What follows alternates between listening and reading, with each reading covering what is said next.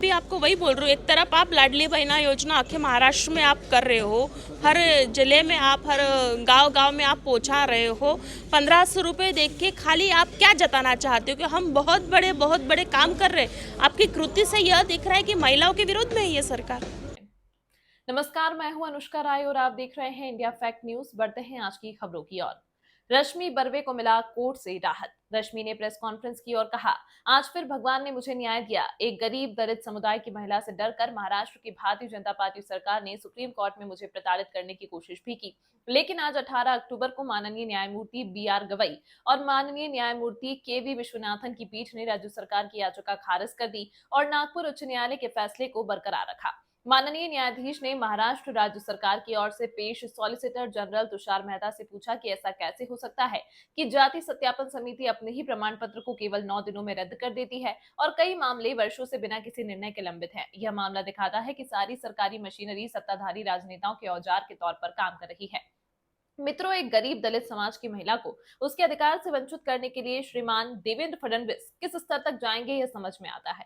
मैं एक बेहद गरीब मजदूर परिवार से कड़ी मेहनत करके यहाँ आया हूँ। भले ही मेरे पास सामाजिक सरोकारों और राजनीति की विरासत नहीं है, फिर भी मैं माननीय हूँ। सुनील केदार के आशीर्वाद से हमारी जगह बनी है। दलित समाज में एक नेतृत्व सामने आ रहा है, इसलिए पिछले 2 साल से देवेंद्र जी फडणवीस और उनके सहयोगियों ने मेरे खिलाफ साजिश शुरू कर दी। मेरे पति के खिलाफ झूठे मामले दर्ज करना, मेरे जाति प्रमाण पत्र को फर्जी साबित करने के लिए समाज में मेरे चरित्र को बदनाम करना, सांसद पद के लिए उम्मीदवार घोषित करने के बाद मेरी लोकसभा उम्मीदवारी रद्द करना। देवेंद्र फडणवीस ने मेरी उम्मीदवारी रद्द करने के लिए पूरी राज्य मशीनरी का इस्तेमाल किया। जाति प्रमाण पत्र, हालांकि राज्य सूचना आयुक्त नागपुर के पास कोई अधिकार नहीं है। उन्होंने पुलिस विभाग को मेरी जांच करने का आदेश दिया, उनके पास ऐसा करने का कोई अधिकार नहीं है। लेकिन राहुल पांडे के ऐसा करने के बाद जाति सत्यापन समिति ने उनका जाति वैधता प्रमाण पत्र रद्द कर दिया। ये उनका अधिकार नहीं है, ये अधिकार सिर्फ हाईकोर्ट को है। लेकिन ऐसा प्रतीत होता है कि जाति सत्यापन समिति द्वारा उक्त कार्रवाई फडणवीस के राजनीतिक दबाव में की गई है।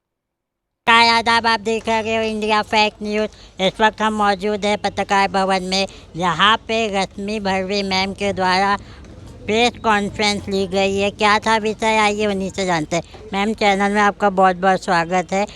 क्या विषय था, किस विषय में आज पत्र परिषद ली गई? हिंदी मराठी।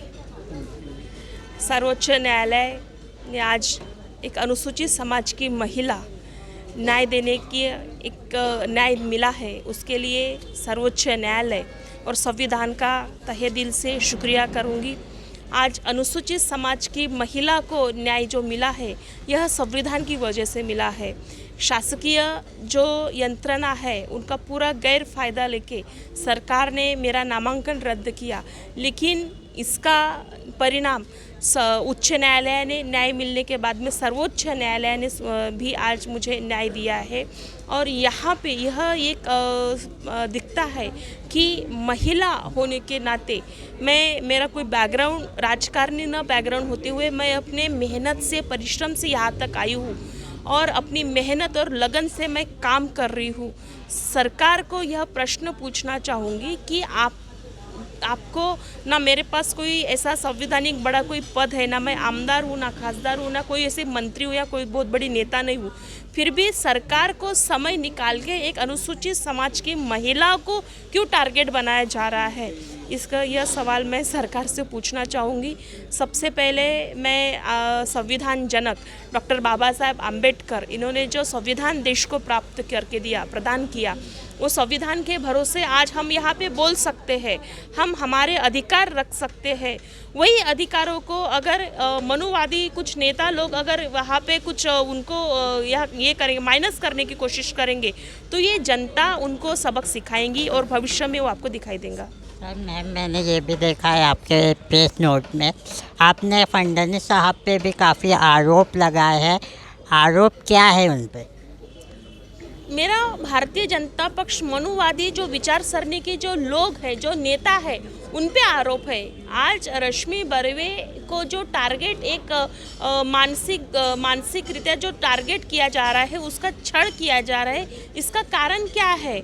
आपको क्या वंचित समाज को, अनुसूचित समाज की महिलाओं को उनके अधिकारों से वंचित रखना, ये क्या उनका टारगेट है? क्या उनकी विचार सरणी है, मानसिकता है?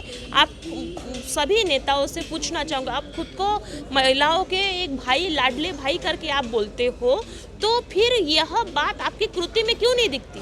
मैम, जैसे कि अभी आपका ये सब मैटर क्लियर हो गया है, तो क्या आप विधानसभा चुनाव लड़ेंगी अब? यह विषय मेरा नहीं, पक्ष का विषय है। महाविकास आघाड़ी की सरकार भविष्य में दिखाई देगी, ये तय है। मैम, एक आखिरी सवाल, भारतीय जनता पार्टी और जो इनकी गठबंधन सरकार है महाराष्ट्र में, लाडली योजना चला रही है और एक तरफ आपके साथ ऐसा कर रही है, तो इस पर भी कुछ कहना चाहेंगे आप? मैं अभी आपको वही बोल रही हूँ, एक तरफ आप लाडली बहना योजना आखे महाराष्ट्र में आप कर रहे हो, हर जिले में आप, हर गांव में आप पहुंचा रहे हो। 1500 रुपये देख के खाली आप क्या जताना चाहते हो कि हम बहुत बड़े काम कर रहे हैं? आपकी कृति से यह दिख रहा है कि महिलाओं के विरोध में है ये सरकार। Thank you so much.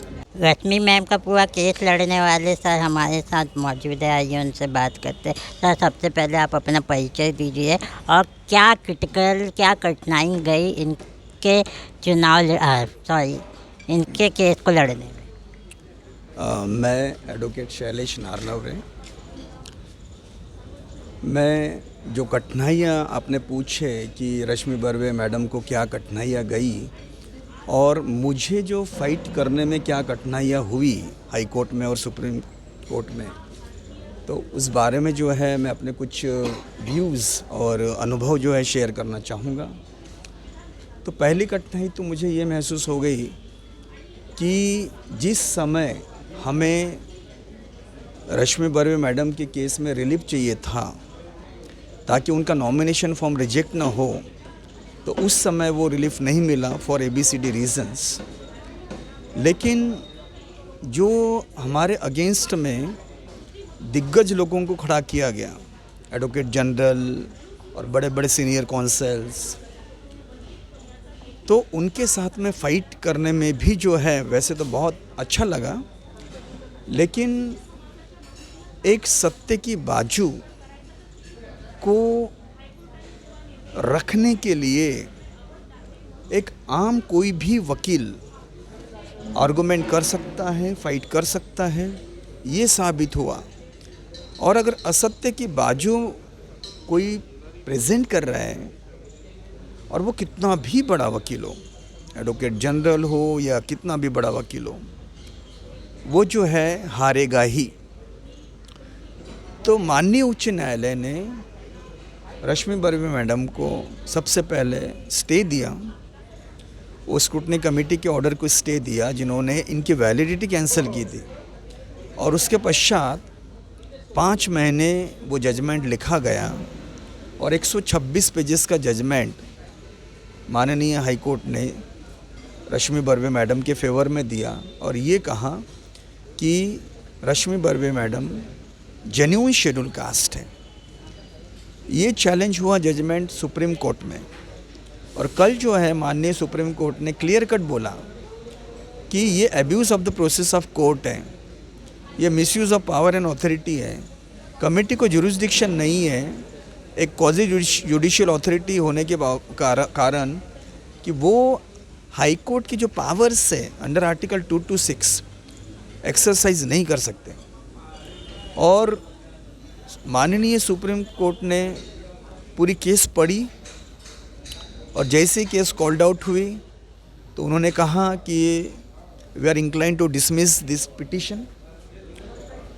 और वहाँ जो सॉलिसिटर जनरल साहब आए थे तुषार मेहता जी, तो उन्होंने कोशिश की आर्गुमेंट करने की इस पॉइंट पर कि कमेटी को पावर ऑफ रिकॉलिंग है, कैंसलिंग है, लेकिन कोर्ट ने जो है उनकी बातों को स्वीकार नहीं किया और कहा कि अगर इसमें जो है कोर्ट का प्रेशियस टाइम अगर वेस्ट होता है तो हम एग्जाम्पलरी कॉस्ट इम्पोज करेंगे और डिसमिस करेंगे।